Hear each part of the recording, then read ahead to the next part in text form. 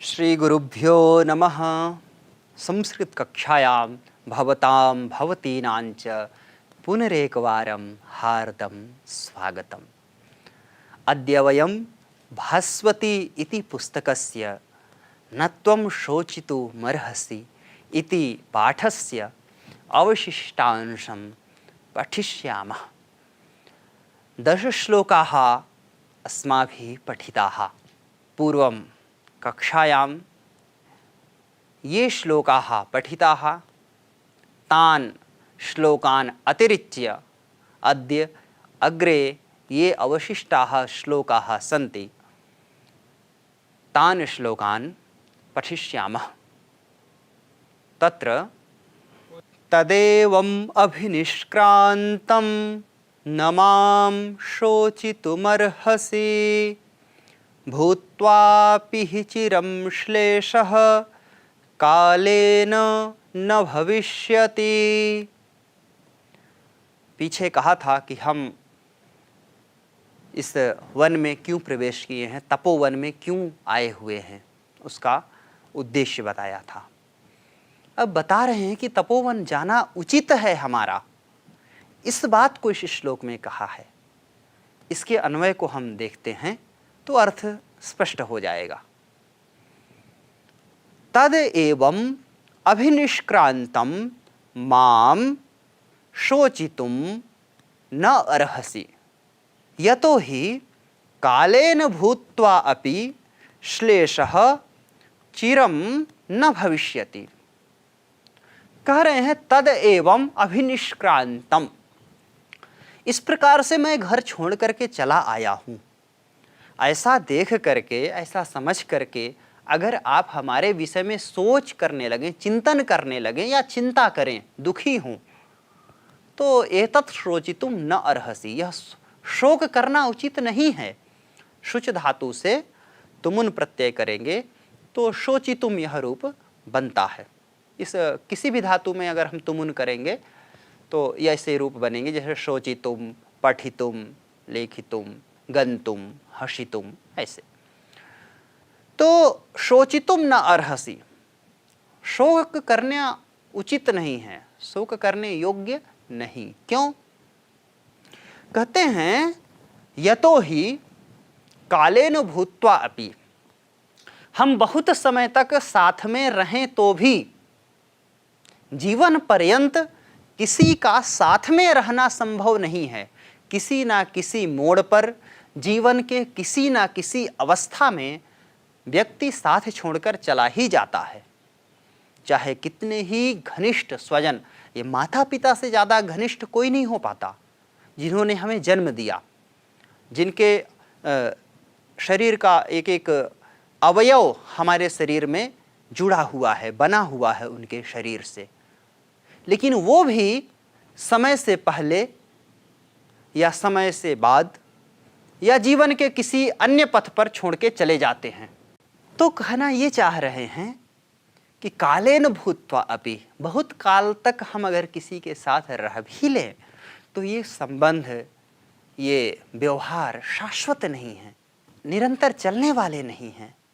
इसलिए कहते हैं कि कालेन भूत्वा अपि श्लेषः चिरं न भविष्यति।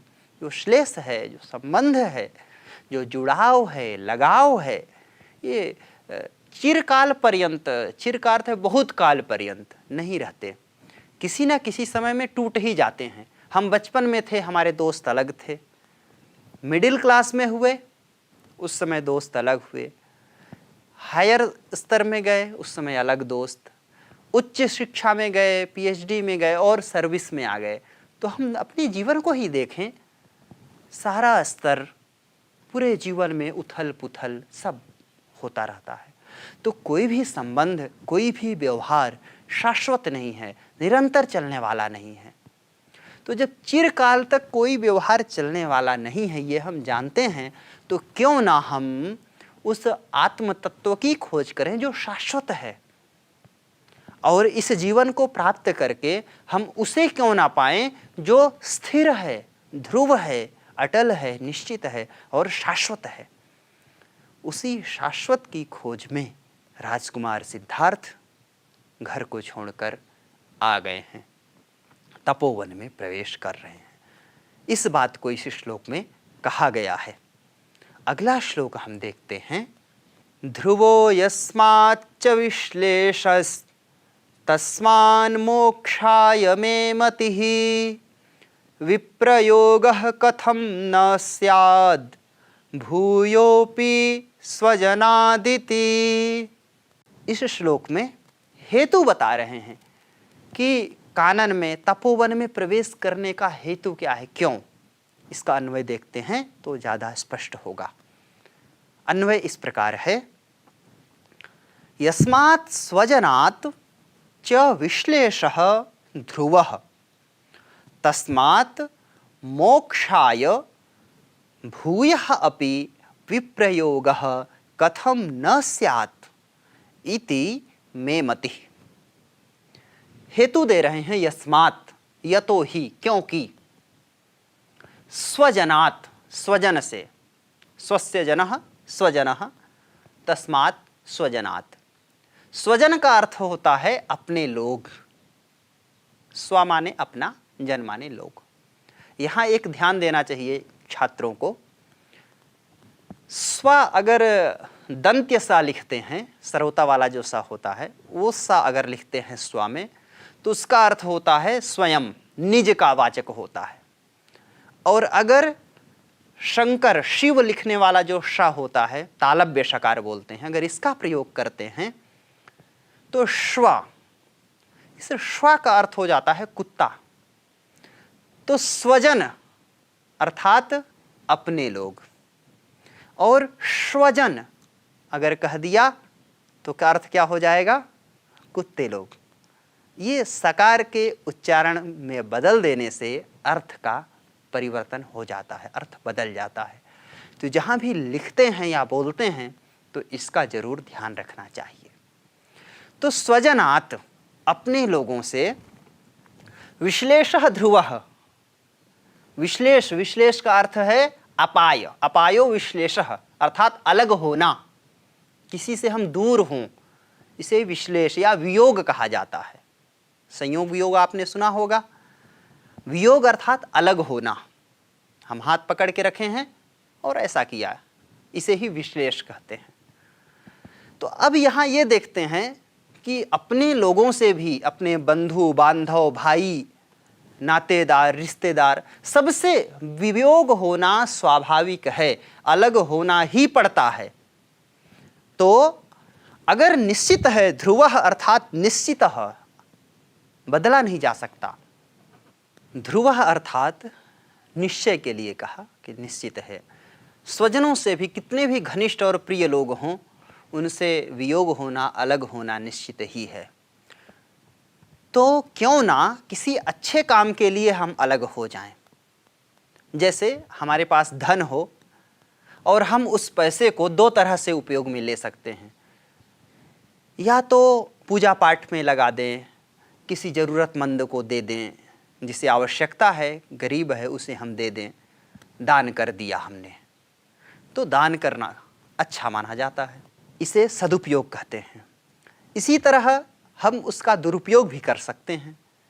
जुआ खेल लिया, इधर उधर किसी नशे में दे दिया, तो वो दुरुपयोग हो जाएगा। तो क्यों ना अगर हमारे पास धन है तो उसे हम सदुपयोग करें। यही बात राजकुमार कहते हैं कि यह जो जीवन मिला है, बार बार मिलेगा, किस रूप में मिलेगा ये तो निश्चित नहीं है, लेकिन अगर ये मानव जीवन मिला ही है तो इसे क्यों ना हम मोक्ष के लिए प्रयोग करें, क्यों ना हम इसे सत्कार्य के लिए प्रयोग कर लें। तो यदि अपने आत्मीय लोगों से वियोग होना निश्चित ही है तो मोक्षाय भूयः अपि विप्रयोगः कथं न स्यात्। पुनः यह जो वियोग है, यह वियोग मोक्ष के लिए हो जाए, मोक्ष के लिए हम सांसारिक लोगों से, अपने स्वजनों से दूर हो जाएं। इति मे मतिः, ये मेरा मानना है। मतिः का अर्थ है बुद्धि, ऐसा मेरा मानना है, मैं ऐसा मानता हूँ। इति मे मनीषा, मेरी बुद्धि है, ऐसा मेरा विचार है।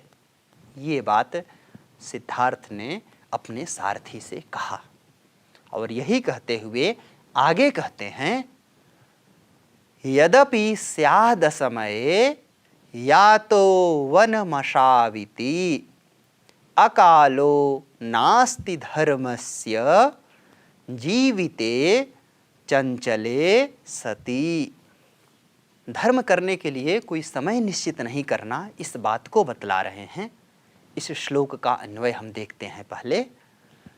यद्यपि असौ असमये वनम यातः स्यात् इति चंचले जीविते सति धर्मस्य अकालः नास्ति।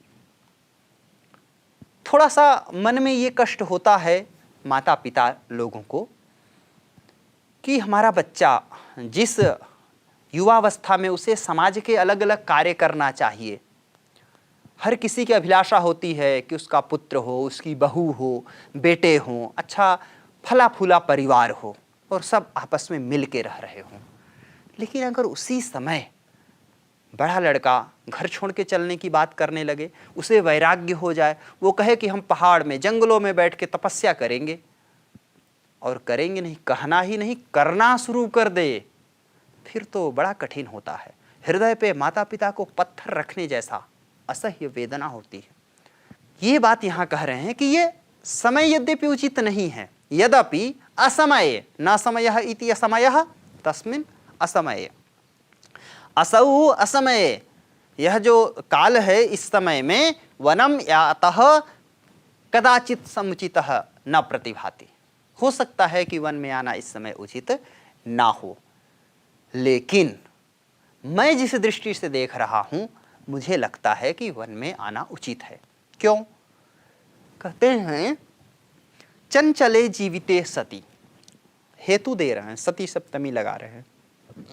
जो जीवन है, जीविते का अर्थ यहाँ जीवन लिया गया, जीवन जो है चंचल है। चंचल होने का तात्पर्य है स्थिर नहीं है, अस्थिर है। आज हम स्वस्थ हैं, अच्छे हैं, बोल रहे हैं, कल कौन सा रोग आए, कौन सी घटना घटे, हम बोलने में समर्थ हों कि नहीं, चलने में समर्थ हों कि नहीं, कोई नहीं जानता। इसे ही कहा जाता है कि जीवन चंचल है। किस घटना के बाद किस पल दुनिया बदल जाएगी पता नहीं होता है। तो इस जो चंचल जीवन को प्राप्त करके क्यों ना जब हम समर्थ हैं उसी समय धर्म कार्य में लग जाएं, धार्मिक बन जाएं। ये बात कहते हैं कि चंचले जीविते सति धर्मस्य अकालः नास्ति। धर्म के लिए कोई काल निश्चित, ना कालः इति अकालः, काल निश्चित नहीं है। जिस समय जिस वेला में यह ज्ञान हो जाए कि हमें धर्म कार्य करना है, हमें श्रेष्ठ कार्य करना है, हमारे जीवन का यह उद्देश्य है, उसी समय उस कार्य को प्रारंभ कर देना चाहिए। उसके लिए मुहूर्त की या आने वाले समय की प्रतीक्षा नहीं करना चाहिए। अगले श्लोक में कहते हैं एवमादित्वया सौम्य विज्ञाप्यो वसुधाधिपः प्रयतेथास्तथा चैव यथा माम न स्मरेदपि। इस श्लोक में बड़ी अच्छी बात कही कि सारथी को कर्तव्य बता रहे हैं कि तुम्हें जाकर करना क्या है। इसके लिए हम अन्वय देखते हैं। हे सौम्य त्वया एवमादि वसुधाधिपः विज्ञाप्यः अपि च तथा एव प्रयतेथाः यथा माम न स्मरेत। हे सौम्य, सारथी को संबोधित कर रहे हैं। सुंदर मन वाले को सौम्य का संबोधन किया जाता है, जैसे हे कल्याणी, हे भद्रे, ऐसा ही एक संबोधन है हे सौम्य। हे सारथी के लिए यहाँ संबोधन है कि त्वया एवमादि, जिस प्रकार से हमने तुम्हें बहुत सारी बातें समझाई है, जीवन नश्वर है, जीवन का उद्देश्य क्या है, हम वन क्यों जा रहे हैं, बहुत सारी बातें उन्होंने बताया। तो एवमादि, इसी प्रकार से वसुधाधिपः विज्ञाप्यः, वसुधा के अधिपति, वसुधायाः अधिपः वसुधाधिपः अर्थात राजा। अधिप का अर्थ स्वामी, राजा होता है। तो वसुधा के जो अधिप हैं, हमारे पिताजी जो पूज्य पिता हैं, उनको विज्ञाप्य बताना है। वसुधायाः अधिपः वसुधाधिपः, वसुधा का जो अधिप अर्थात स्वामी, राजा। तो जैसे नृपति कहते हैं लोगों के स्वामी, वैसे ही वसुधायाः अधिपः वसुधाधिपः षष्ठी समास होता है यहाँ पे। तो जो उनके पिता हैं, पिता को संबोधित करते हुए कह रहे हैं यहाँ विज्ञाप्य, ये क्रियापद है और इसका जो कर्म बन रहा है तो वसुधाधिपः, यह कर्म बन रहा है। तो वसुधाधिप को बताना है, तो त्वया ये कर्तृपद है, तुम्हारे द्वारा बताया जाना चाहिए। क्या बताना है? तो कहा एवं आदि, जिस प्रकार से हमने आपको बताया समझाया उसी प्रकार से पिता को तुम्हें भी समझाना है। और अपिच तथा एव प्रयते था, और भी ऐसे बहुत सारे प्रयास करना है। प्रयते था का प्रयत्न करना, ये अर्थ बता रहे हैं। तो प्रयते था मध्यम पुरुष का प्रयोग कर रहे हैं कि तुम्हारे द्वारा विविध यत्न किए जाने हैं, यथा माम न स्मरेत, जिससे कि वो मुझे याद ना करें, मुझे भूल जाएं। अगर मुझे याद करते रहेंगे तो दुखी होते रहेंगे, तो वो हमको भूल जाएं, ऐसा तुम्हें बार बार कुछ ना कुछ प्रयत्न करना है। और अगले श्लोक में भी यही बात कहते हैं, अपि नैर्गुण्यमस्माकं वाच्यं नरपतौ त्वया नैर्गुण्यात् त्यज्यते स्नेहः स्नेहत्यागान्न शोच्यते। अन्वय इस प्रकार है, त्वया अपि नरपतौ अस्माकं नैर्गुण्यं वाच्यं नैर्गुण्यात् स्नेहः त्यज्यते स्नेहत्यागात् न शोच्यते। उसी बात को कहते हैं कि त्वया अपि अस्माकं नैर्गुण्यं वाच्यम। क्या होता है जब हम किसी के बारे में उसके कुछ दोषों को सुनते हैं तो हमें उससे प्रेम नहीं होता, लगाव नहीं रहता। जब हम किसी के गुणों को सुनते हैं तो उसमें हम आकृष्ट हो जाते हैं। जैसे बहुत अच्छा मोबाइल हमने सुना हो, इसमें ये फीचर्स हैं ऐसा, तो हम सोचते हैं कि मेरे पास होना चाहिए, उस वस्तु से प्रेम होने लगता है। बहुत अच्छा गाना सुना, उससे प्रेम होने लगता है, वो अपने पास हम रख लेते हैं। लेकिन अगर उसी में बता दिया जाता ये बहुत रेडिएशन करने वाला है, इससे बहुत बड़ी बीमारी आने वाली है, तो अगर हमारे पास रहता भी है तो स्विच ऑफ करके हम दूर हटा देते हैं। और अगर वो कहीं घातक है तो फिर तो हम उठा के डिब्बे में फेंक के आ जाते हैं। ये हर व्यक्ति का अपना स्वभाव होता है। अगर हमारे लिए सुखद है, लाभकारी है तो अच्छा। तो सारथी को ये बतलाना चाह रहे हैं कि अस्माकम नैर्गुण्यम वाच्यम, हमारे दोषों को तुम बताना। अगर हमारे गुणों को बताओगे तो हमें याद करेंगे, वो बड़ा अच्छा था, छोड़ के चला गया। लेकिन अगर दोषों को बताओगे तो हो किसी काम का नहीं था, राज नहीं कर पाता, या बहुत सारे, तो वो ठीक है चला गया, कोई बात। ऐसा एक मन में भाव आएगा और इस भाव से वो चिंता नहीं करेंगे, ज़्यादा कष्ट में नहीं जाएंगे। तो त्वया अपि नरपतौ, नरपति शब्द का सप्तमी का एक वचन है, नराणाम पति नरपति, पहले षष्ठी समास, उसके बाद सप्तमी का एक वचन नरपतौ। नरपति के पुरतः ऐसा कहना है, अस्माकम नैर्गुण्यम वाच्यम, हमारा नैर्गुण्य वहाँ पे बताना। इससे होगा क्या? तो कहते हैं नैर्गुण्यात् स्नेहः त्यज्यते। निर्गुण पदार्थ को, निर्गुण स्थिति को जानने के बाद, दोषों को जानने के बाद स्नेह कम होगा, प्रेम कम हो जाएगा। और स्नेह त्यागात्, स्नेहस्य त्यागः स्नेह त्यागः, अगर स्नेह का त्याग हो जाएगा तो न शोच्यते, शोक नहीं करेंगे, हमारे बारे में ज़्यादा चिंतन नहीं करेंगे, तो वो थोड़ा शांत रहेंगे, सुखी रहेंगे, राज्य के कार्यभार को देखेंगे। और अगर सदा मेरा चिंतन करते रहेंगे तो राज्य की व्यवस्था नष्ट हो जाएगी, छिन्न भिन्न हो जाएगी। इसी बात को सोच करके राजकुमार चाहते हैं, सिद्धार्थ बार बार कहते हैं कि हमारे पिता को, हम जो देश के राजा हैं, उनको ये बात समझाना जिससे कि वो मुझे भूल जाएं। ऐसे अलग अलग यत्न करना जिस प्रयास के द्वारा वो हमको भुला दें, हर समय याद न करते रहें। इस प्रकार से हमने इन श्लोकों के अर्थ को जाना और इनके शब्दार्थों के साथ अन्वय और व्याख्या को सुना। छात्रों, इसके विशिष्ट अर्थ को और हम अभ्यास के लिए देखेंगे। कुछ शब्द आए हैं जिनके प्रकृति प्रत्ययों को हमें जानना चाहिए, जिसे हम शब्दार्थाः के अंतर्गत देख रहे हैं।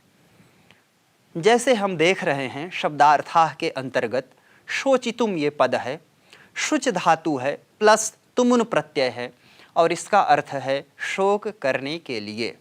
इस तरह के हम और भी सारे शब्द बना सकते हैं। फिलहाल हम आए हुए पाठ में शब्दों को देख रहे हैं और सभी शब्दों का अभ्यास करेंगे। इसी तरह अन्य शब्द जो देख रहे हैं इनका हमें अभ्यास करना है। साथ में संधि विच्छेद के अंतर्गत हम ये देख रहे हैं जगत चक्षुषी, एक पद है जो पहले ही श्लोक में आया हुआ है। ये जगत चक्षुषी, जगत प्लस चक्षुषी लिखा हुआ है। अब यहाँ पर श्चुत्व संधि हुई है। श्चुत्व संधि होने के कारण ताको चा हो गया। ऐसे ही संधियों को अलग अलग करके आगे के शब्द भी लिखे गए हैं जो हम सामने देख रहे हैं। हमें इन संधियों को पहचानना है और अपने कापी पर उन्हें अलग अलग करके लिखना भी है। इसी क्रम में अभ्यास के हम प्रश्न देख रहे हैं।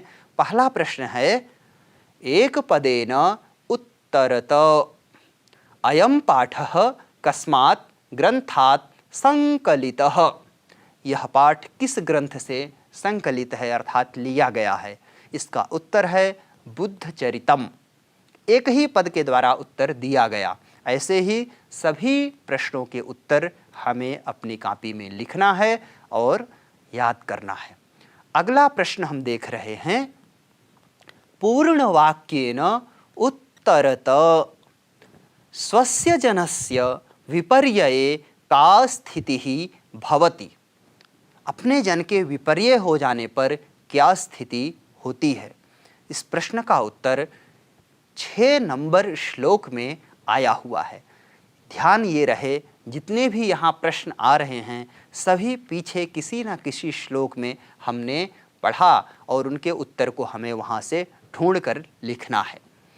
अगला प्रश्न है अधोलिखितेषु संधिम कुरुत त्यागात प्लस न। संधि करेंगे तो ता को न हो जाएगा, त्यागान न यह उच्चारण होगा। यरो अनुनासिके नुनासिको वा हमने पढ़ा था, उससे अनुनासिक हो जाता है तो ता को न हो जाता। ऐसे ही आगे के शब्दों को भी हमें सूत्रों के साथ में अपनी टिप्पणी पुस्तिका में लिखना है। अगला प्रश्न है अधोलिखितेषु प्रकृति प्रत्यय विभागम कुरुत। जैसे सुप्तः। अब यहाँ पे स्वप धातु है, स्वप धातु से अक्ता प्रत्यय करने पर सुप्तः यह रूप बनता है। ऐसे ही अन्य शब्दों के भी प्रत्ययों का हमें ज्ञान करना है। अगला प्रश्न है अधोलिखित श्लोकयोः हिंदी आंग्ल भाषया अनुवादः कार्यः। जो श्लोक हम देख रहे हैं इन श्लोकों का जैसा भी पीछे हमने पढ़ा उसके आधार पर ही अर्थ लिखना है और हिंदी भाषा अथवा अंग्रेजी भाषा जिसमें आपको सुलभ लगे उस भाषा में इसका श्लोक लिख सकते हैं और अपने अध्यापक को चेक कराएंगे। अगला प्रश्न है न त्वं शोचितुम् अर्हसि इति पाठस्य सारांशः मातृभाषया लेखनीयः। हमने यह जो पाठ पढ़ा है इस पाठ का सारांश जो मूल है हमने श्लोकों में पढ़ा, इसको गद्य रूप में हमें अपने मातृभाषा में लिखना है। हमारी जो भी मातृभाषा हो, हिंदी, संस्कृत, उड़िया या अन्य कोई भाषा, सभी में हम अपनी मातृभाषा में इसे कहानी के रूप में लिखेंगे। अगला प्रश्न है रिक्त स्थानानि पूरयत। जो हम देख रहे हैं रिक्त स्थानों को पूरा करना है। जैसे पहला है न त्वं डैश डैश अर्हसि, तो जो रिक्त स्थान है वहाँ शोचितुम यह पद आएगा। इसी तरह अन्य पदों को भी लिखना है। अगला प्रश्न है विशेष्य विशेषणयोः योजनं कुरुत। विशेष्य और विशेषण का इसमें योजन जोड़ना है। जो हम देख रहे हैं पहला पद है भास्करे, तो भास्करे का संबंध हम देखेंगे कहाँ है, तो पीछे श्लोक में आ चुका है जगत चक्षुषी, उसके साथ हम जोड़ी मिला देंगे, जोड़ी बनाने जैसा ही यहाँ पर है। जनः, इसका संबंध जो होगा अभिमुखः, मणिम का संबंध भास्वरम, जीविते चंचले और माम अभिनिष्क्रांतम, ऐसी जोड़ी हमें बनाना है और अभ्यास करना है। अगला प्रश्न है उदाहरणानुसारम विग्रह पदानि आधृत्य समस्त पदानि रचयत। यह अभ्यास प्रश्न है। हम देख रहे हैं पहला लिखा हुआ शब्द है न स्निग्धः और आगे लिखे हैं अस्निग्धः। इसी तरह आदित्येन सह सादित्यः, और बाकी जो शेष हैं उन्हें हमें पुस्तक की सहायता से लिखना है। अंतिम अभ्यास का प्रश्न है अधोलिखित पदानां विपरीतार्थक पदैः मेलनम कुरुत। विपरीतार्थक पदों से इन्हें मिलाना है, जैसे सुप्तः जागृतः, अवतीर्य आरुह्य, स्वजनः परजनः, नृपः रंकः। तो इस प्रकार से हमने नत्वम शोचितुम अर्हसि इस पाठ को पढ़ा और पढ़ने के साथ साथ अभ्यास भी किया। आपका कर्तव्य है कि इस पाठ को अपनी पुस्तक में जैसा आपने समझा उसके अनुसार लिखें और अपने अध्यापक को दिखा करके उसके विषय में वार्तालाप करें, उनसे डिस्कस करें। आज की कक्षा में हम इतना ही। अगली कक्षा में हम अगले पाठ को पढ़ेंगे। तब तक के लिए धन्यवाद।